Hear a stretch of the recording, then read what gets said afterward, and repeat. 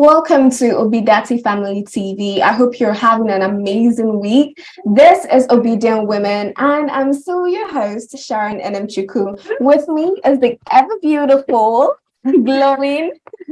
My name is Ife Grace, and you're welcome to Obedient Women. Okay, that's that. And today we have a really special guest. She's calling all the way from Lagos City in Nigeria, in person of Miss Priscilla. Welcome to the show, ma.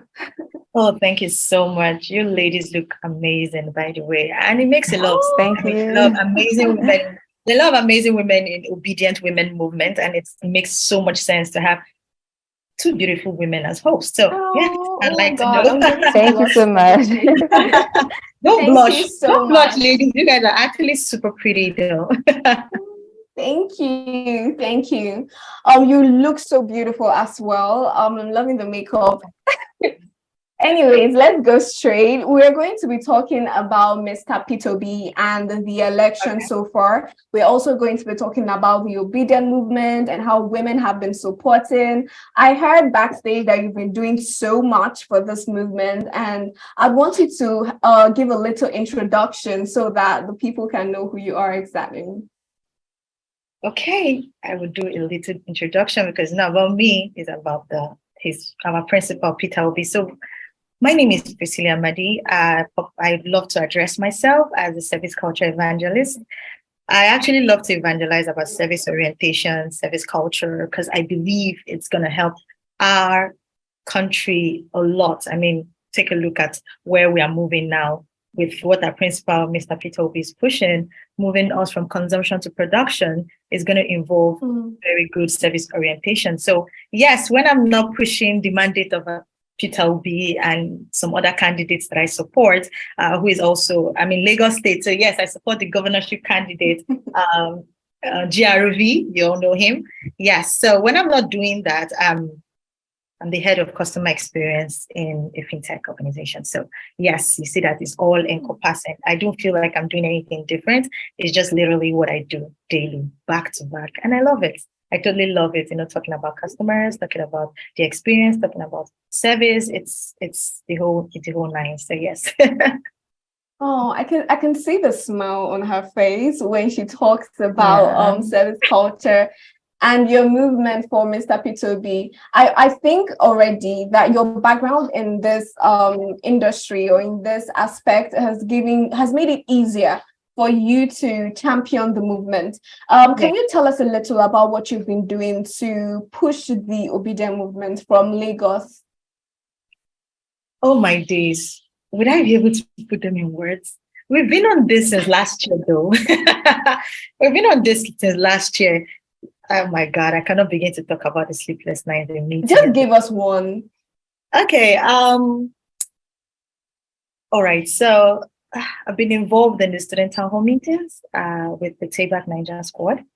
I was on ground in 4 states, and I've been off ground in the other states. Was on ground at Akwa Ibom, the first ever student town hall. It actually started in Akwa Ibom, then to Cross River, River State, and then Bayelsa before it ended last year.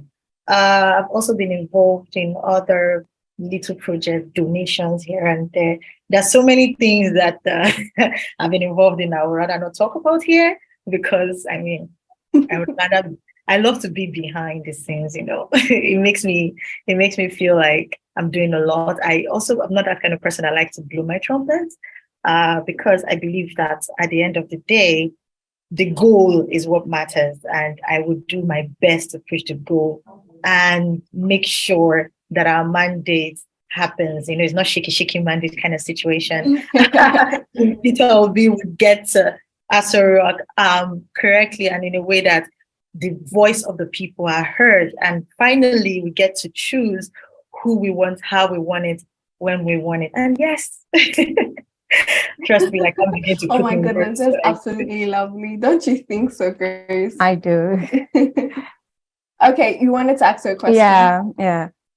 Priscilla, you live in Lagos, and Mr. P2B has yet to be in Lagos. Do you think there are actually a lot of obedient people out there? In Lagos? Oh my God. Yeah. You have no idea. Like, okay, Serious? one of the things I've done is vote for one of the numerous things I've done, and you just reminded me that I decided to use that example to tell you that, okay, things are happening. So I conducted a vote pop on the island, Lekki, environs.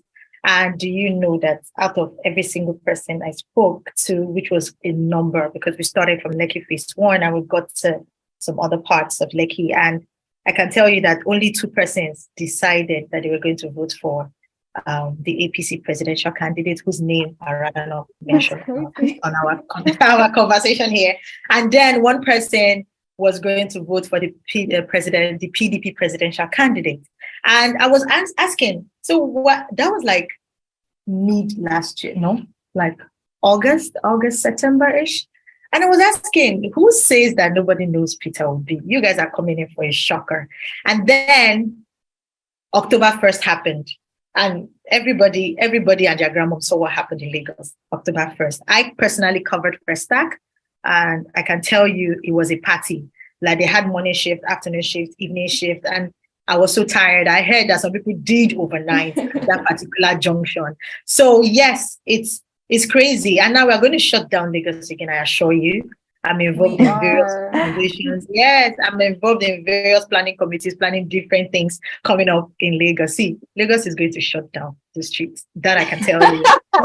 When it It's does literally the happen, excitement. I'm telling It's you. literally oh the my God, excitement. I cannot wait. Yeah. I cannot wait for it to happen, because it's crazy. Now we are overwhelmed by requests. We want buses, they want materials, they want, oh my, so they want souvenirs, they want even as small as key holders. It's crazy. Like, just a lot of things going on. See, the fact is this: whether there is no free and fair elections, whether there is free and fair elections, there's no way anybody's taking this Lagos from Italy. Like, it's crazy. Yeah.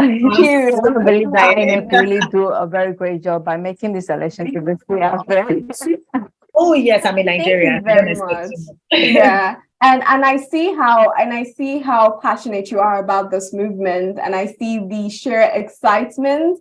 How has it been on your end? I see you're excited already, but how has this movement been? I mean, from the beginning, when they told us we were just 4 people in a room tweeting, how has it been in the beginning and compared to now?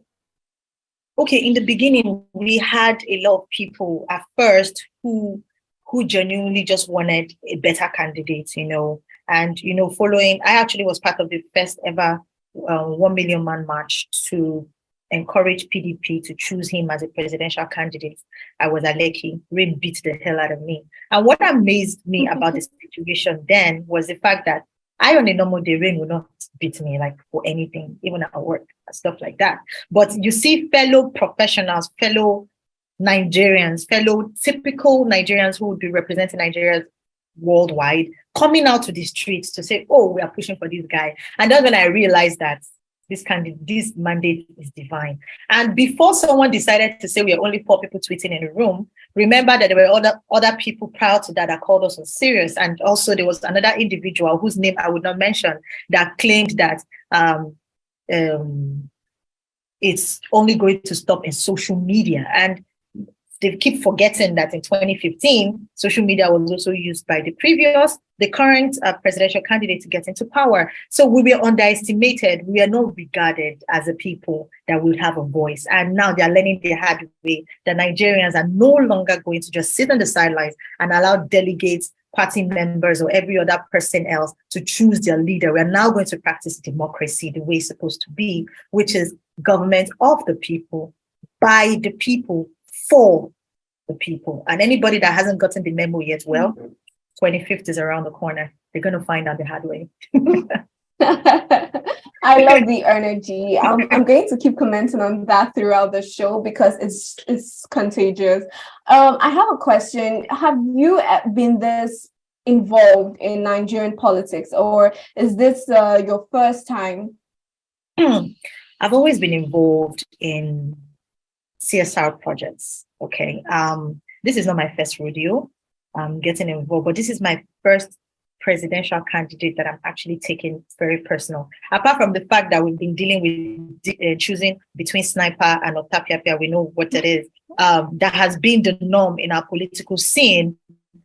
I personally have been doing a lot of CSRs in my own space. I actually was research before coming back to Lagos. I was born in Lagos, bred in Lagos, but I did live a little bit in Kano. I did a street cleanup campaign in Kano with my team. We did like a street cleanup campaign and 8 streets, and I still don't know how to speak Hausa definitely. So yes, I do believe that was when I realized that if there's anyone that was going to save this country, it would be the Nigerian youths. Because I did see firsthand how the youths are genuinely interested in getting things done and getting things better. I saw that firsthand on the streets of Kano.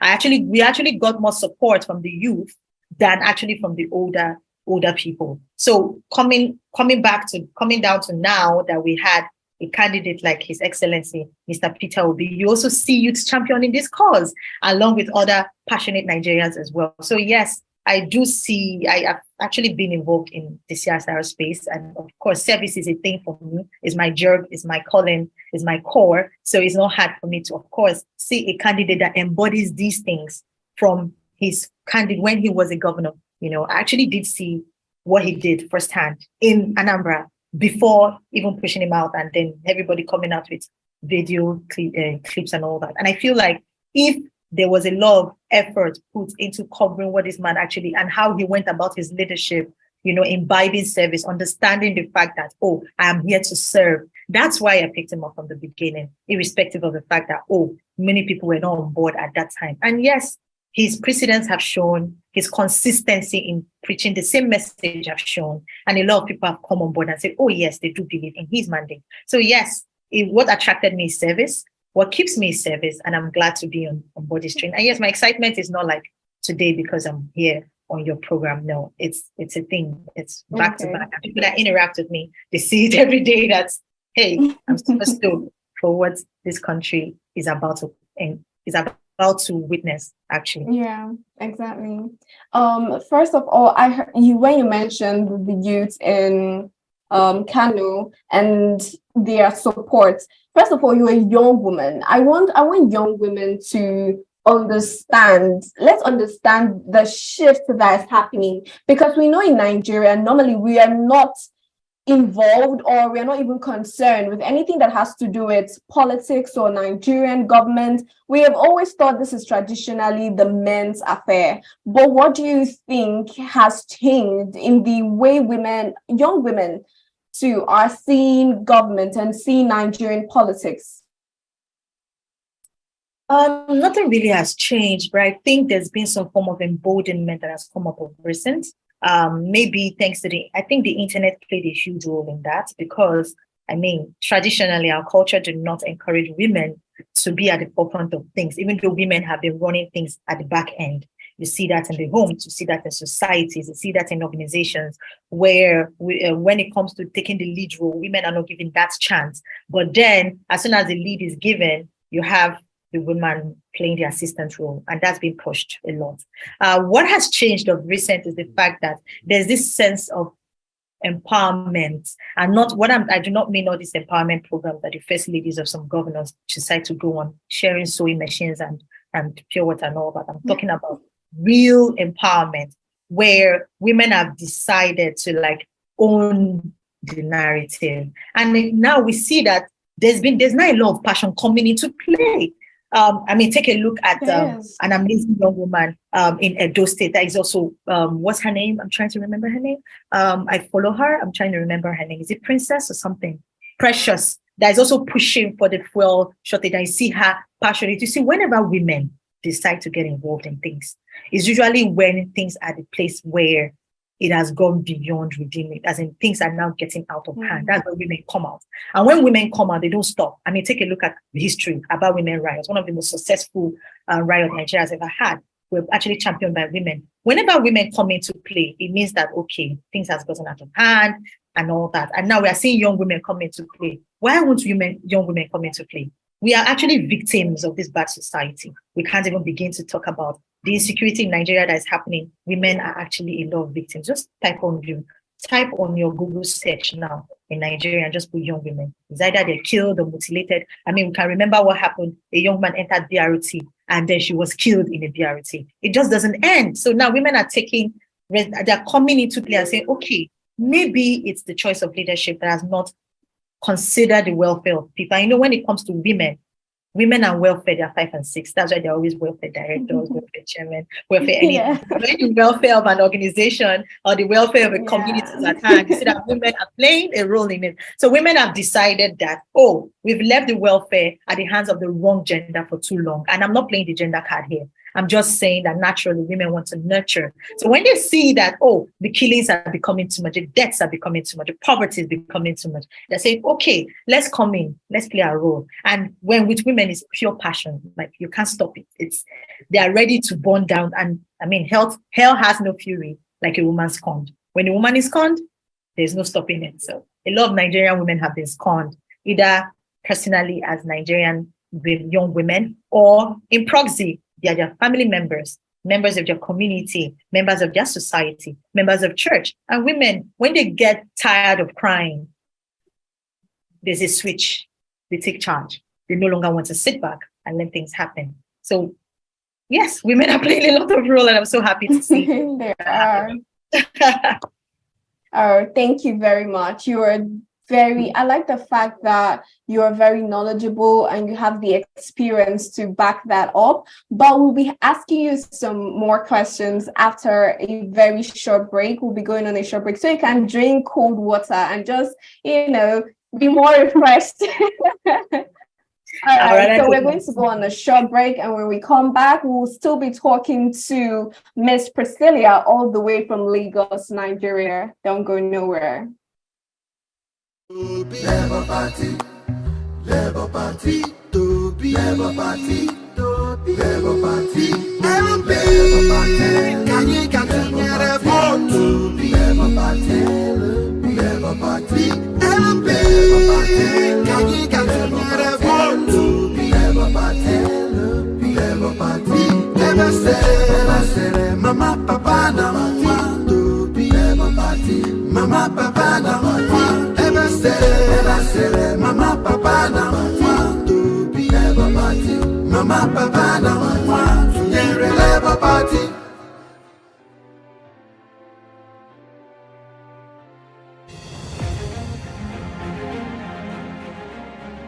Mr. Peter Obi's administration built from scratch Chukwuemeka Odumegwu University Teaching Hospital with 25 building structures. His government funded transformation of massive infrastructural development, accreditation of 12 health institutions and 2 hospitals, and also built 10 maternal and childcare centers across the state. He is the first governor to purchase medical equipment worth over 135 million naira and 50 ambulances for the health sector in Anambra State, which remain functional till today. He built and equipped Dr. Jonwilo Heart Center in St. Joseph Hospital, Adazi-Nnukwu, where heart operations are performed. Anambra State is the first state in Nigeria to distribute more than 30,000 computers to secondary schools. Mr. Peter Obi distributed about 700 buses to secondary schools in Anambra State and built 200. Okay, welcome back from that break. This is still Obedient Women on Obidati Family TV. I am Sharon Enemchuku and my co-host, Ife Grace. Okay, we've had with us Miss Priscilla all the way from Lagos, and it's been such an amazing, energetic conversation. And I love the energy, I love the passion, I love the experience and everything that you've been doing for Mr. Peter Obi. Before we proceed, I want to just commend you from all of us at Obidati Family TV. You're doing such an amazing job, and I can see that you're doing this from your heart, and I really, really appreciate that. Not just us, I mean, every young woman out there, we appreciate everything that you're doing for the movement.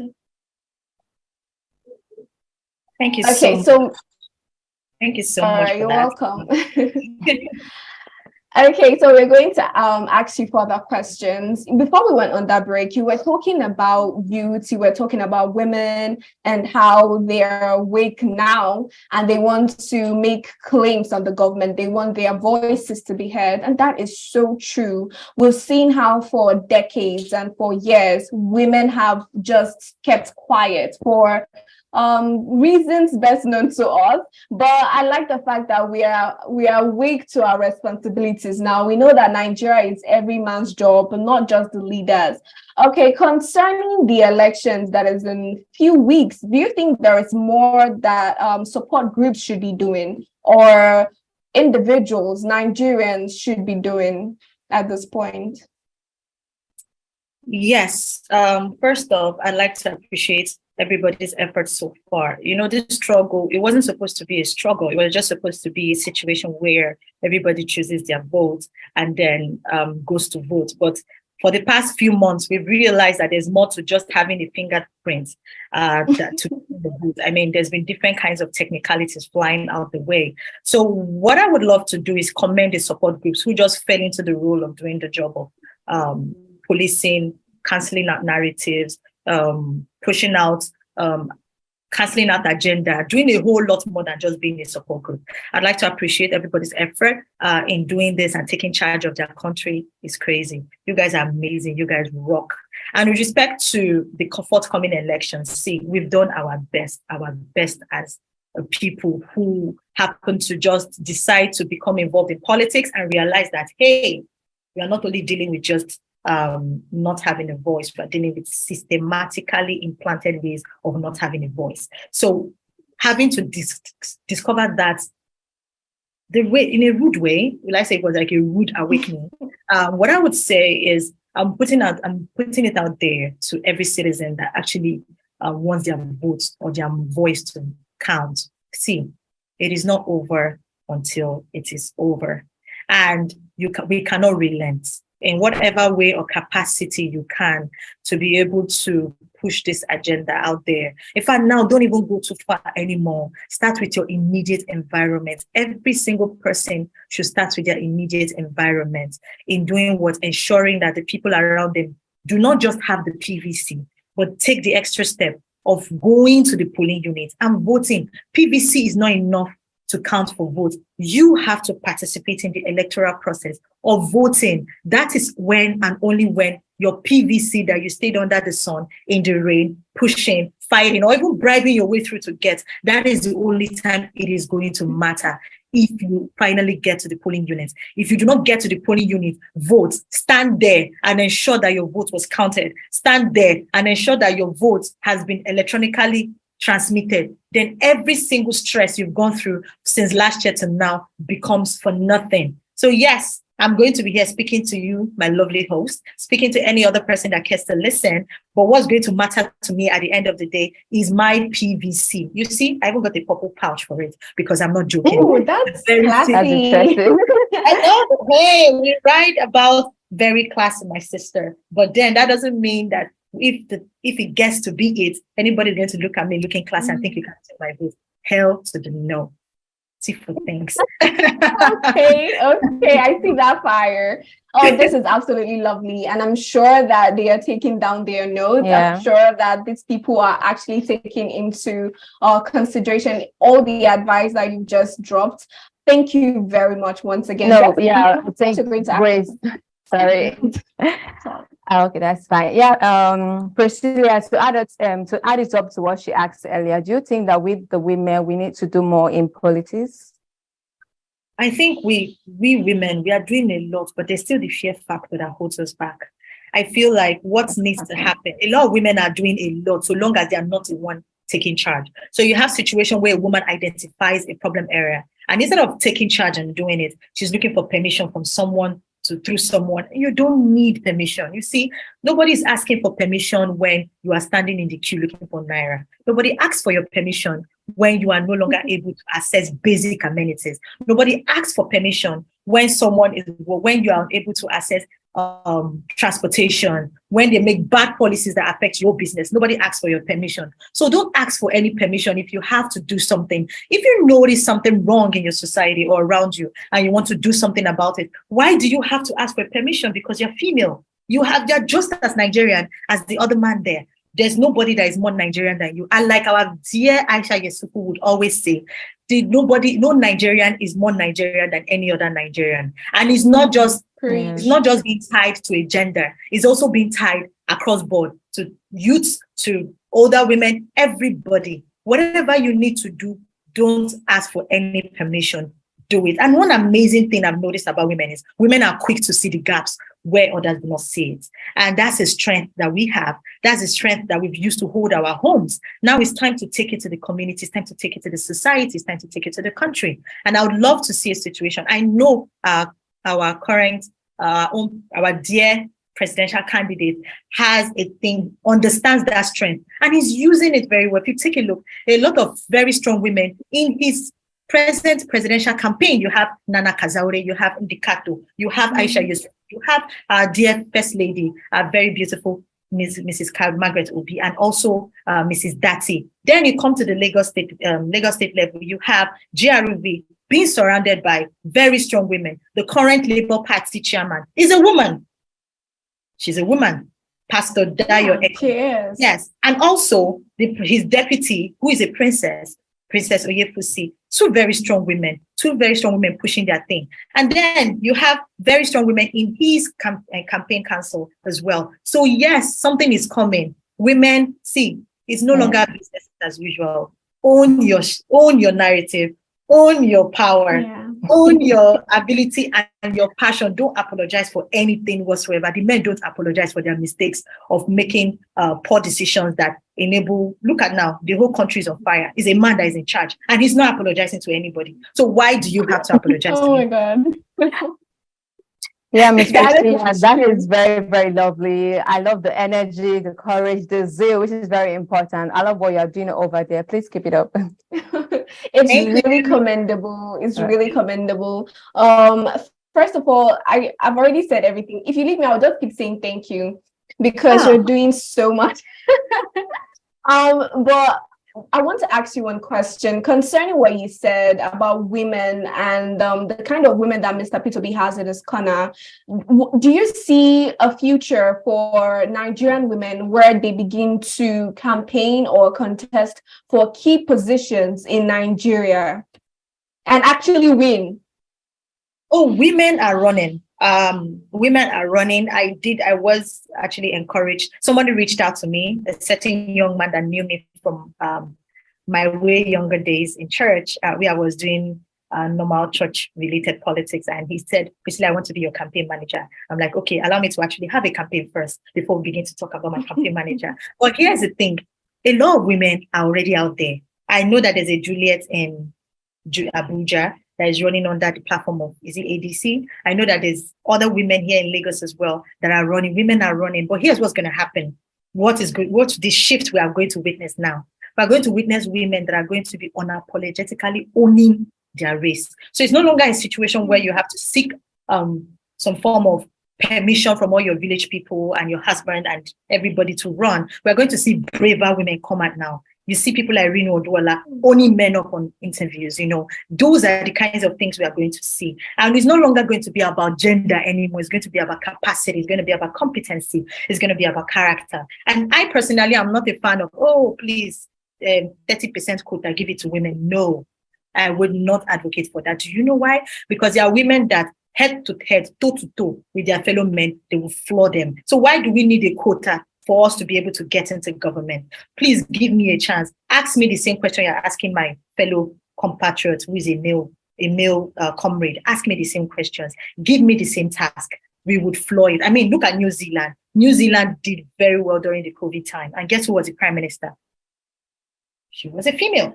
I mean, not that I'm blowing out, but I'm saying that there's a type of level, and I'm saying us geared towards female leadership. And I see where Nigeria is getting towards female leadership. Is coming. You will soon start having female governors in the next coming election cycle. And when that happens, remember Priscilla mentioned it first. Maybe you might see me on the ballot, you never know, but I'm definitely going to. I will definitely vote for you. I will definitely vote for you. Thank you so much. And maybe I will hold you to that, sweetie. I am going to hold you to that. That's not a problem at all. That's not a problem. Thank you very much. I totally agree with you that in the coming future, especially under Mr. Peter Obi's administration, we're going to see women moving mountains. We're going to see women doing great big things. And I'm so happy. I'm excited that I get to be part of that generation that this change starts from. So I'm really excited about that. And Of course, and before I let you go, we're going to ask you, you've already said so many important, wise things, but I'm going to ask you one question. If there's a young lady right now, maybe not a young lady, a young girl, maybe 18 to 20, that is listening to you and has any political ambition, this thing is hard in the kind of society that will say to this young girl now. Everything in this life is hard, but you have to choose your type of hard. Dear young lady, amazingly, I actually mentor a lot of young ladies now that I think about it. But dear young lady, see, you have the tenacity, you have the ability, and you have the brain cells to get stuff done. Nobody needs to tell you that. You need to believe in yourself. And it's not just about politics. It's about your place of work, being able to stand up for yourself. It's about your society, being able to stand up for yourself. While you are doing these things, is because of you have the ability to do that. There is no way that the only reason you came into this life is because of your ovaries. There has to be something else. So please, do some form of self-discovery. If you have to go back 6 months to be able to work on your leadership ability, but what you are never going to do, what I'm not going to give you the permission to do, is to use the societal narrative as an excuse to not do anything. Please, we are coming to change the narrative. So get ready, be ready for this new wave that is coming, and join us at the podium, because this young lady that's talking to you right here do not need permission, and she's not sorry for being an amazing Nigerian young woman living in Nigeria. So you own your narrative, you stand up for yourself, you train yourself, you personally develop yourself, and I will see you at the top. Thank you. Ooh, I felt goosebumps all the way. This is deep. I love it. We should give you a round of applause. I say it's really, really amazing. You did a great job. Thank you so much. I got a lot of advice from that. So I might become, I've decided on the show, I will run for presidency one day. So you better watch out. Thank you very much. Thank you so much for joining us. It's been such an amazing conversation. I learned so much from you, from your vast knowledge and your zeal, really, your zeal for this country to be better. And we appreciate that. But before we let you go, do you have any questions? No. I think she's answered everything. Everything. We cannot even yes, ask and that's why I give a lot of people the platform. I'm a TEDx organizer in addition to the numerous things I do. And I recently had a TEDx event in November. I believe in the narrative called Nigeria. It cannot only be bad stories. And the kinds of ideas that I've had on my TEDx stage has been crazy off the bat, including things as very, very important as HR. Because you see, everybody has a voice. But the challenge we've been dealing with in Nigeria is that we've not believed in ourselves as Nigerians enough to be able to put our voices out there. I may not be able to do so much, but I believe that with my own little thing, you can do it too. So yes, whatever you want to become. But I believe in you and the other beautiful lady with the bone straight hair. I love you so much. I didn't quite get your names. Thank you so much. Thank you very much. Okay, my name is Grace. Grace, that's the name of my phone of my aunts. And you, the lady. Okay. All right. Thank you very much for being here. We're going to wrap this up with you because you've just been so much what's even the word? Energy doesn't even describe it. You've been so incredible, honestly. Thank you very much. And to all our viewers, wherever you are at the moment, thank you very much for tuning in. Thank you for sticking with us. We love having you here every single day on the same show, Obidati Family TV on Obedient Women. Don't forget that we're all social media platforms at Obidati Family TV. And you can also follow us on our individual social media platforms. Ms. Priscilla, do you have a social media platform you want them to follow? Oh, yes, I am on social media at Priscilla Amadi, PRISCILIA Amadi on Twitter, Instagram, and even Facebook. But more active these days on Twitter and also on LinkedIn as well. I actually have a profile on LinkedIn as well. So it's Priscilla, Priscilia Amadi, the service culture evangelist. Definitely when you search for me, you'd see that somewhere around my name, then you figure it's me. Of course. All right, great. What's your social media handle? You can all follow me on social media at Signal Empire.